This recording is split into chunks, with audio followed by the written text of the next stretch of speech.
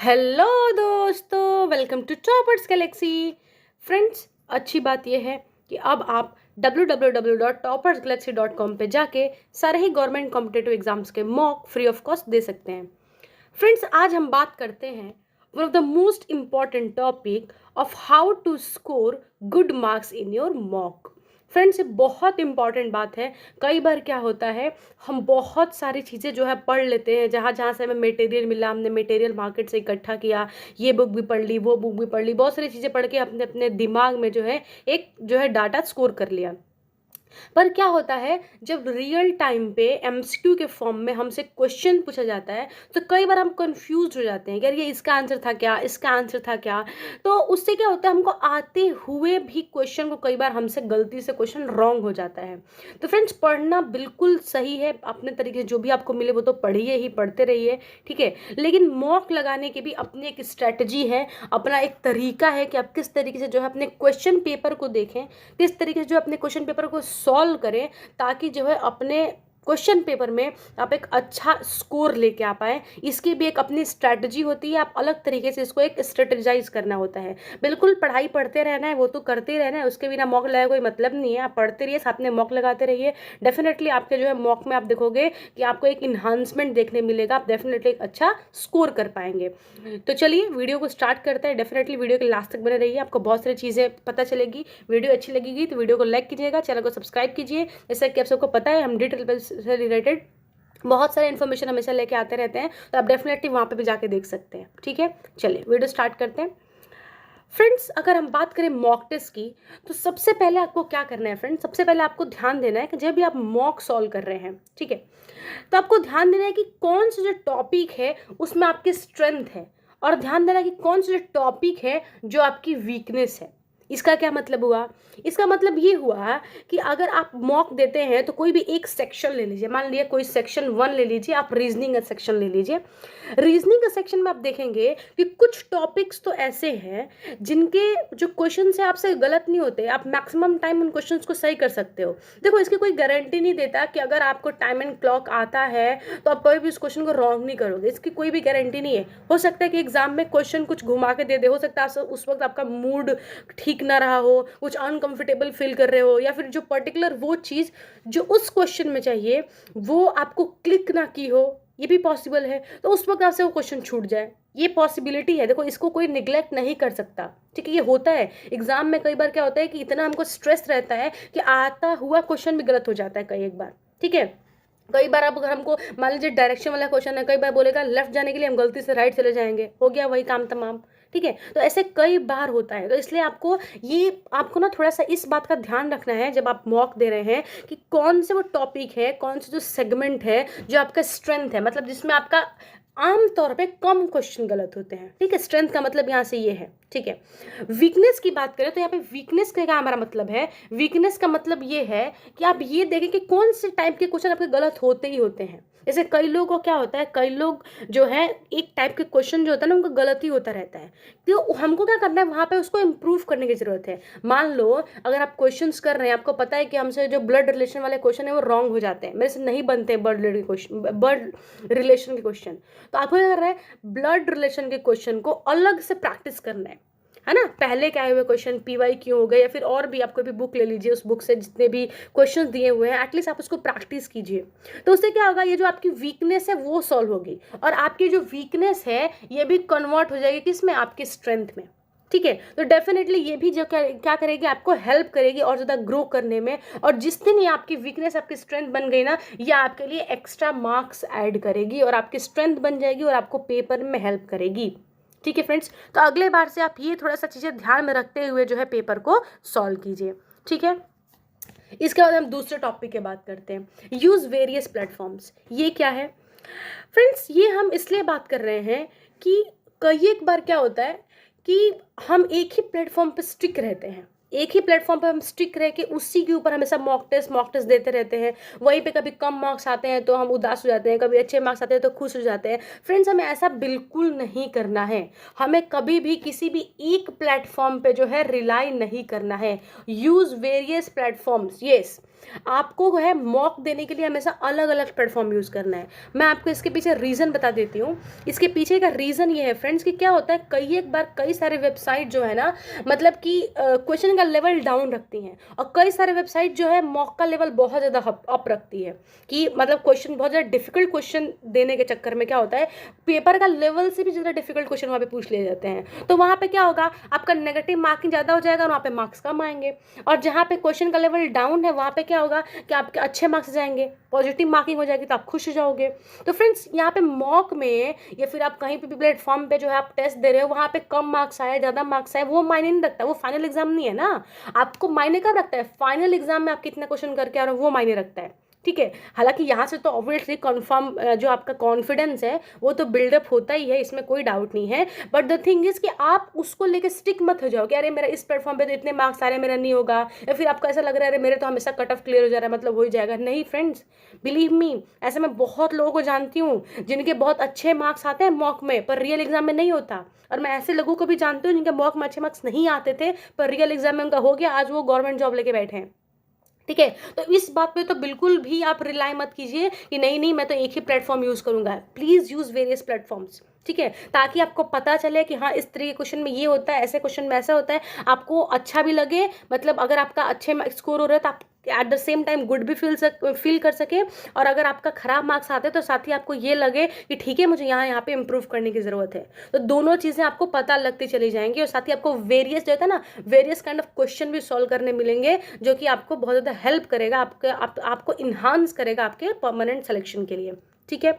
Don't set the target. Yes friends, ये मैं क्यों बोल रही हूँ, कई बार क्या होता है ना, हम अपने आप को ना जो है क्या बोलते हैं, माइंड मैप कर लेते हैं। क्या माइंड मैप करते हैं, हमको लगता है कि नहीं नहीं मेरा अगर मान लो कि 200 नंबर का अगर टीजीटी का एग्जाम है तो मेरे तो जो है 130 मार्क आने ही चाहिए। अब 130 मार्क आने चाहिए और मेरा आ गया मान लो 90 मार्क, तो मैं बुरा फील करने लग जाऊंगी, अरे कितना बुरा लग रहा है मुझे। देखो सबको लगता है सबको बुरा है, ऐसा नहीं है, पर अपने आप को टारगेट मत दो, आप ऐसे ही देते चले जाओ देते चले जाओ, ऐसे करते करते करते करते आपका हो जाएगा, परेशान मत हो, ठीक है। मैं आपको अभी आगे वाले टाइम में स्ट्रैटेजी बता रही हूँ, साथ ही वीक और स्ट्रेंथ हमको एरिया फाइंड आउट करना, ये भी एक तरीका है। वेरियस प्लेटफॉर्म हो सकता है कि अगर आपने जो है मैंने टारगेट फिक्स कर दिया 130 का, और मैंने उस वक्त जो एट अ टाइम जो मॉक दे रही हूँ मॉक बहुत टफ हो सकता है बहुत ज़्यादा टफ है, ठीक है, तो उसमें मेरे मार्क्स कम आए तो यहाँ पे मैं फिर मेरा 2 दिन खराब जाएगा यही सोचते में। तो ऐसा टारगेट मत दो अपने आप को, ठीक है, जितने भी मार्क्स है आप एक्सेप्ट करो, वो सीखो और आगे बढ़ो, ठीक है। यहाँ पे अपसेट होने की जरूरत नहीं है बिल्कुल भी कि नहीं उदास होकर 2 दिन अपना खराब किया, नहीं, ठीक है। And the most important thing आपको क्या करना है फ्रेंड्स, अपने ना एक नोटबुक या 2 पन्ने ना मेंटेन करके रखना है। क्यों, क्योंकि उसमें आपको ये लिखना है कि मेरे क्या क्या वीकनेस है, मेरे कौन से क्वेश्चन गलत हो रहे हैं, कितने क्वेश्चन गलत हो रहे हैं, ये सब चीज़ें थोड़ा सा आप लिख के रखोगे ना तो आपके माइंड में क्लियर रहेगा कि हाँ मेरे यहाँ पे ये चीज़ें मिसिंग हो रही थी, ये चीज़ें लैक कर रही है, तो मुझे यहाँ पे काम करना है। तो ये थोड़ी थोड़ी चीज़ें, छोटी छोटी चीज़ें आपको इन्हांस करने में, आपको ग्रो करने में आपकी हेल्प करती हैं, ठीक है फ्रेंड्स। चलिए अब ये है कि how to attempt the paper. Friends ये भी अपने आप में एक बहुत बड़ा स्किल है कि हमको किस तरीके से जो है अपने पेपर को अटेम्प्ट करना चाहिए। देखिए DSSB की अगर हम बात करें तो DSSB में जो है कई एक बार आप देखोगे कि ये हमको बहुत ज़्यादा स्ट्रैटेजी लगाने की ज़रूरत नहीं पड़ती है एज सच। क्यों, क्योंकि DSSB में सब कुछ ना फिक्स्ड आता है।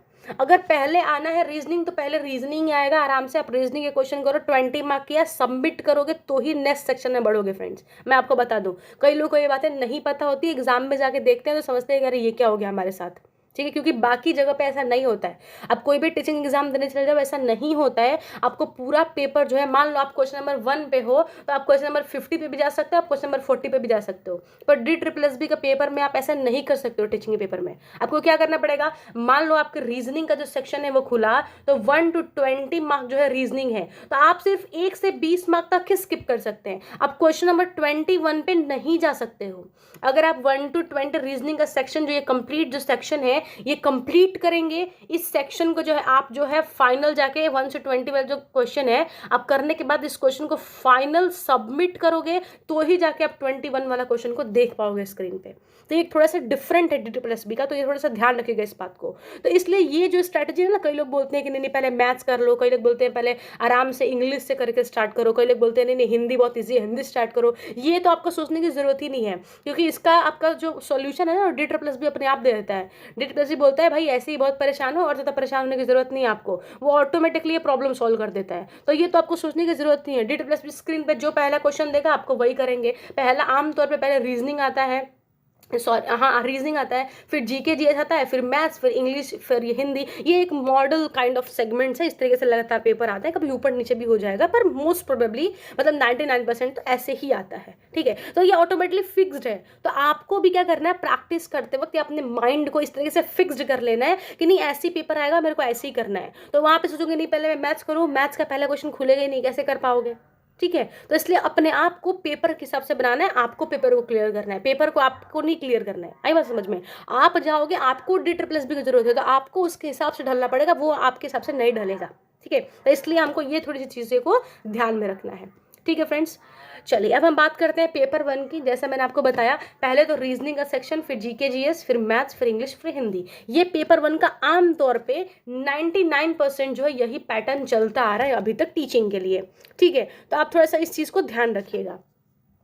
ऑल राइट, तो मतलब ऐसे ही रहेगा, तो आपको इसके लिए टेंशन लेने की तो बिल्कुल भी ज़रूरत नहीं है। ठीक है, अगर हम बात करें यहाँ पर रीजनिंग के सेक्शन की, फ्रेंड्स आपको पता है कि ईच सेक्शन कंसिडर 20 मार्क। यहाँ पे जितने भी सेक्शन है पूरे 20 मार्क कंसिडर करेंगे, टोटल आपका 100 मार्क का जो है वो पेपर 1 रहता है। ठीक है, अगर आप रीजनिंग की बात करो, अगर आप रीजनिंग में जो है कई एक बार जो है अगर आप अच्छा स्कोर करेंगे, तो मान लो कितना अच्छा स्कोर, मान लो आप 15 भी मार्क्स भी लेके आते हो तो ये भी अपने आप में एक अच्छा स्कोर ही माना जाता है। ठीक है, जीके जीएस की बात करोगे तो इसमें अगर आपने थोड़ा बहुत आप सोशली एक्टिव रहोगे, थोड़ी बहुत चीज़ें आपने पढ़ी है। और फ्रेंड्स मैं आपको बता दूं कि इसमें बहुत ज़्यादा डिटेल में नहीं जाऊंगी क्योंकि पहले ही मैंने इस पर वीडियो बना रखी है। ठीक है, हाउ टू स्कोर पेपर 1, ठीक है, how to score good marks in paper 1, पहले ही हमने इसकी स्ट्रेटेजी के ऊपर डिस्कस किया हुआ है। जिनको नहीं पता है जाके वीडियोस देख लीजिए वो। ठीक है, डेफिनेटली आप जाकर वीडियो देखें, वहाँ पे आपको पेपर 1 की स्ट्रेटेजी पता चल जाएगी। ठीक है, यहाँ पे हम मॉक में इन्हांस करने की स्ट्रेटेजी के बारे में बात करने वाले हैं,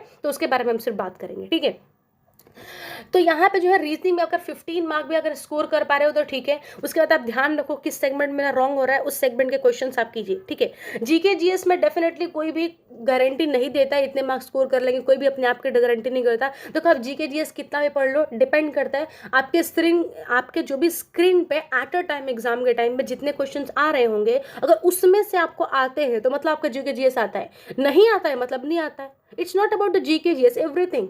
ठीक है, आप कितना भी पढ़ के चले जाओ भाई, कितना भी पढ़ के चले जाओ, ठीक है, उस वक्त स्क्रीन पे आता हुआ क्वेश्चन, जो भी स्क्रीन पे आता हुआ क्वेश्चन अगर आपको आता है, इसका मतलब है कि आपको आता है, नहीं आता है तो नहीं आता है, सीधी सी बात है।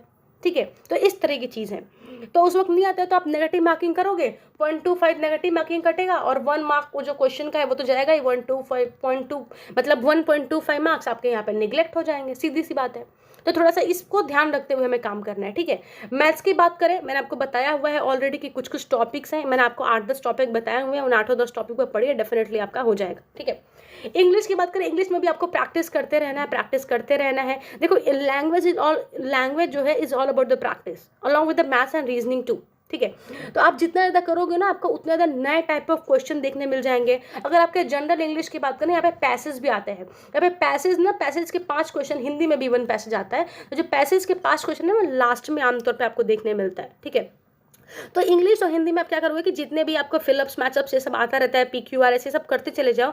लास्ट में ऑब्वियसली स्किप करने का तो कोई तरीका है नहीं, क्योंकि यहाँ पे आप देखोगे कि मतलब 20 क्वेश्चन का ही फेर कर सकते हो। ठीक है, तो आमतौर पर लोग ऐसा करते हैं कि जो फिलिंग छोटे छोटे वाले क्वेश्चन हैं वो स्क्रीन पर ऑल्दो आता भी पहले है, तो आप उसको पहले खत्म कर लीजिए, फिर आप जाइए जो है लॉन्ग टर्म की तरफ। लॉन्ग टर्म मतलब जो कॉम्प्रिहेंशन वाला सेक्शन है और PQRS वाला क्वेश्चन है, क्योंकि ये थोड़ा सा ना कामनेस मांगता है। ठीक है, कॉम्प्रिहेंशन अगर कामनेस के साथ नहीं करोगे तो ज़्यादा पॉसिबिलिटी है नेगेटिव मार्किंग की।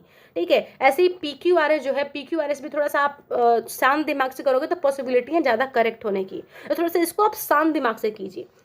फिर अपने आप को हिंदी आराम से लास्ट में कीजिए, क्योंकि लास्ट में आएगा भी वैसे भी। और हिंदी के भी आपका जो है पैसेज होता है 5 मार्क का, बाकी तो होता ही है बहुत सारी चीज़ें, तो वो आपको करते हुए जाना है। तो डेफिनेटली यहाँ पे भी आपका अच्छा स्कोर होगा, तो बिल्कुल कामनेस के साथ करते जाइए पेपर को एंड तक। ठीक है, इसके बाद बात करें सब्जेक्ट रिलेटेड क्वेश्चंस की, तो friends paper 2 is all about your subject what ever you have read during your graduation period, ठीक है।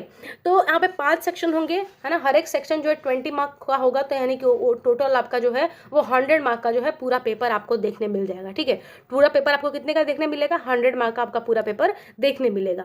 तो 5 सेक्शन हो गए, हर एक सेक्शन में आपका 20 क्वेश्चन होगा। तो यहाँ पे भी फ्रेंड्स यही, आपने जितनी चीज़ें पढ़ी हैं उसके ऊपर डिपेंड करता है कि आप कितने नंबर ऑफ क्वेश्चन को सही कर पाते हैं। अगर आपको क्वेश्चन नहीं आता है, देखो इसमें कई बार ना ऑप्शन निग्लेक्ट करके भी सही ऑप्शन तक पहुंच पाते हैं, ये भी एक तरीका है। मान लो 4 ऑप्शन है तो 2 ऑप्शन मेरे को नहीं आता, तो इन 2 में से भी मैं कई बार जो है मतलब टिक करके अपने आप को सही आंसर तक पहुंचा जा सकता है, इसमें कोई बहुत बड़ी बात नहीं है। पर कई बार अगर आपको हवा नहीं लग रहा है इन क्वेश्चन का, तो it's better to skip the question, क्योंकि फालतू में 1.25 मार्क नेगेटिव होगा, और आपका जो है फाइनल जो देखोगे ना आपका, आप कई बार ऐसे, तो आपका जो नंबर ऑफ क्वेश्चन है वो ज़्यादा सही हुए रहेंगे, लेकिन नेगेटिव मार्किंग की वजह से उसका भी मार्क्स आपको नहीं मिलेगा, ठीक है। तो थोड़ा सा इस बात का ध्यान रखते हुए हमें काम करते रहना है। आई बात समझ में? तो ये चीज़ें रही फ्रेंड जो मैंने मुझे आपको बताना था, तो इस तरीके से हमने बता दिया। साथ ही अगर आपको कोई भी डाउट है डेफिनेटली आप कमेंट बॉक्स में करके पूछ सकते हैं, ठीक है। तो मुझे ये चीज़ आपके साथ डिस्कस करनी थी, तो मैंने आपको बताया, ठीक है। Thank you so much friends, I hope आपको मेरी वीडियो अच्छी लगी होगी। वीडियो को लाइक कीजिए, चैनल को सब्सक्राइब कीजिए। आप सबको पता है हमने DSSB पेपर 1 के स्ट्रेटजी से रिलेटेड ऑलरेडी जो है अपने चैनल पे वीडियो अपलोड किया है, वहाँ से जाके देख सकते हैं। फालतू में टाइम वेस्ट होता है, इसलिए मैंने बहुत ज़्यादा डिटेल में एक्सप्लेन नहीं किया, ठीक है। अगर आपको कुछ और चीज़ें जाननी है डेफिनेटली आप कमेंट बॉक्स में कमेंट कर सकते हैं। I will help you with your problem what ever you have, ठीक है। So thank you so much friends, please video को लाइक कीजिए, चैनल को सब्सक्राइब कीजिए, और साथ ही www.topicsselection.com पे जाके आप डेफिनेटली मॉक टेस्ट देख के आप सेल्फ इवोल्यूशन कर सकते हैं कि आप कितने मार्क्स स्कोर कर रहे हैं। फ्री ऑफ कॉस्ट रेफरेंस, यहाँ पे बिल्कुल भी किसी भी चीज़ का कोई भी पैसे नहीं लिए जाएंगे। Thank you so much.